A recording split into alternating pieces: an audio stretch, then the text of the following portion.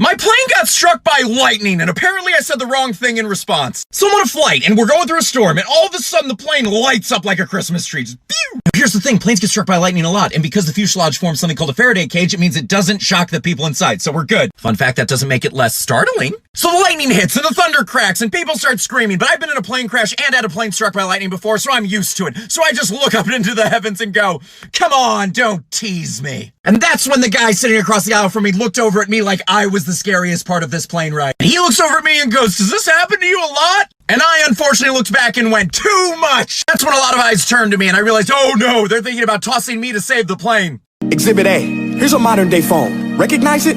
Here's a phone from 150 years ago. Big difference, right? Stay with me. Here's a car from today. And here's a car from 150 years ago. Big difference, right? Well, get this. Here's a classroom of today. And here's a class we used 150 years ago. Now ain't that a shame? In literally more than a century, nothing has changed. Yet you claim to prepare students for the future? But with evidence like that, I must ask, do you prepare students for the future or the past?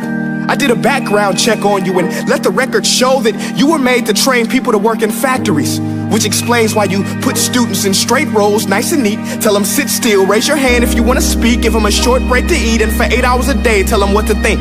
Oh, and make them compete to get an A letter which determines product quality, hence grade A of meat. I get it. Back then, times were different. We all have a past. I myself am no Gandhi, but today we don't need to. So, dear Michael, this is how you live your life, haunted by the grief brought from Daddy's knife. Michael Afton, do you bear that name with pride? The same one as that pigtailed girl and little boy who cried.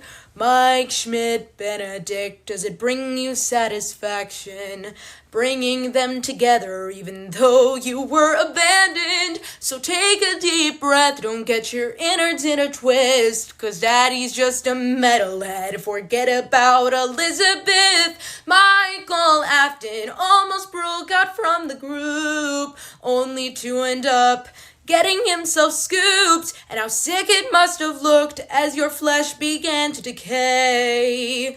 But you know what they say, tomorrow is another day.